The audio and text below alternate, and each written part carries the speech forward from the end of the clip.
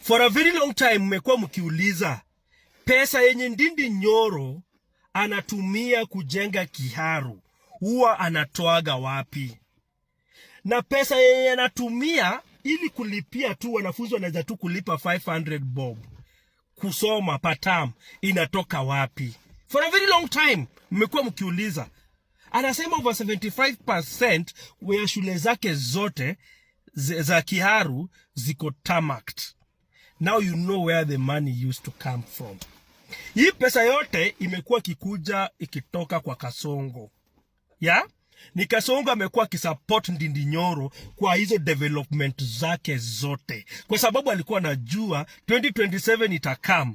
Na Ndindi Nyoro akifanya kazi vizuri pale Kiharu, anaweza kuja na party yake, convince watu wa Central kwamba hizo ndio vitu ataenda kufanya akikuwa deputy president of Kasongo. So, Ndindi Nyoro has been promised to be the running mate of William Ruto come 2027. He has been sent to go to Central Kenya, specifically Central Kenya. History unasikia ati ataenda all over Kenya kupopularize hiyo party yake. That's just nonsense.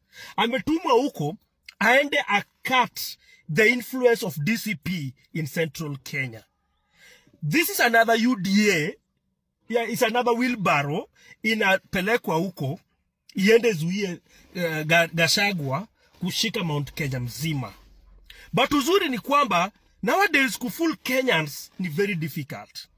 Wajinga walisha Kenya. Na sasa tunajua kwamba Ndindi Nyoro anatumwa na William Ruto aende Central Kenya, aende apigane na nani? Apigane na mtu anaitwa Rigiji. I want you also to know something. Kualika Orengo kwa hiyo mkutano ya jana kwa pale press conference yake jana, kuleta Orengo na Mugeni ilikuwa something ionekane kwamba they are anti-Ruto. But no. Ndindi Nyoro is not anti-Ruto. In fact, they are working together. Ndindi Nyoro is working with William Ruto. They are working together. So, Ndindi Nyoro wacha kutuchezea akili. Kama ulikuwa wa ukweli unataka ku make sure that William Ruto goes home na utaki kuwa running mate yake come 2027, the only thing you could have done is to join Linda Mwananchi or to join DCP. History unakuja na chama yako is clearly indicates that wewe na William Ruto mko pamoja and you want to be his running mate come 2027.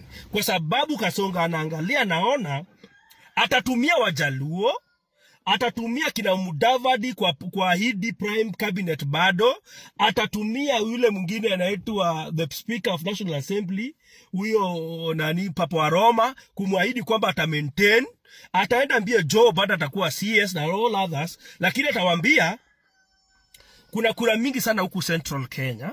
Wacheni niende nichukue Ndindi Nyoro kwa my running mate. Nyinyi mta maintain, and because I have so much money, I will give you money. You go and do campaign. My friend, Ndindi Nyoro, you have been a very good person, but you don't mean well for this country.